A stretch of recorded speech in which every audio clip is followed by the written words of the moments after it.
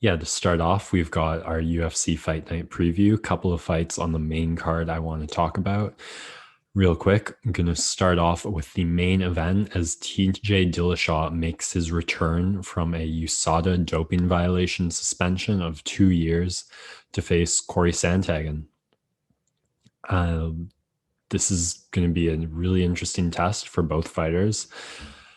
A lot of questions about the doping, so I'll just say at the start, TJ Dillashaw caught for EPO, which is, from my understanding, one of the harder things to catch as it leaves the system quite quickly. So the chances of it's very possible and probably common for fighters to take it. And just whatever their doping cycle is, USADA has a pretty low chance of getting it.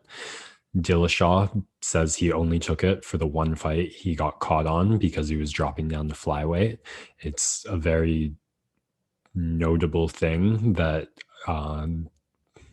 Cody Garbrandt accused TJ of taking EPO years before he got caught.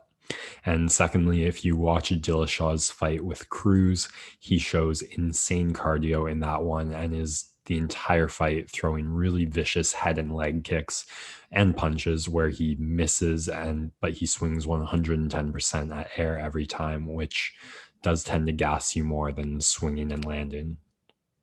Okay, that said, I won't say any more on it. To the fight itself, Cory Sandhagen has, for the most part, been a top level bantamweight that has gotten through most of his fights in spectacular and dominant fashion, save one. So he has this rise to the top. He has a chance to fight for the title against Aljamain Sterling. Aljamain just wrestles him right out the gates, gets on top, gets his back, tricks him with a sneaky left hand choke, and it's like a minute long fight. Total domination by Aljamain Sterling. Since then, he had a beautiful spinning head kick second round knockout of Marlon Moraes and a really quick 30-second flying knee against Frankie Edgar, both highlight reel finishes in Showtime fashion that just showed off his striking excellence.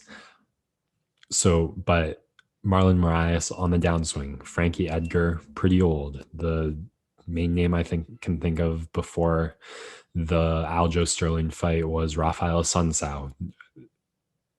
I put Aljamain Sterling at a level above all those guys.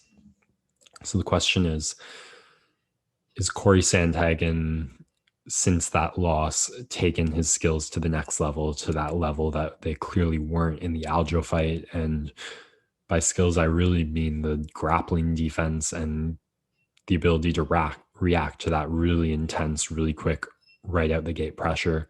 I don't think that's quite TJ Dillashaw's style, but it is just as relentless in his own way.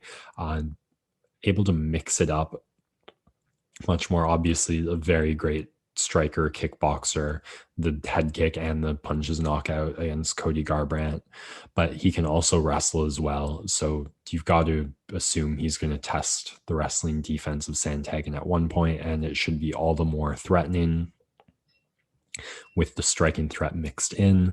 So just hanging with Dillashaw should be a test and a challenge, a new level for Sandhagen to set his striking on. Really, if he can land something flashy to knock out Dillashaw, oh my God.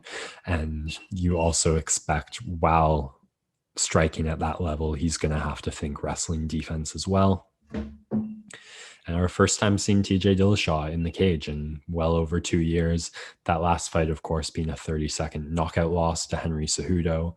And the fight before that, a knockout, I almost want to say you or I could land, where his opponent threw the same strike 3 times in a row. And on the third one where Dillashaw knocked him out, it was like, dude, come on, you're really trying that same hook again?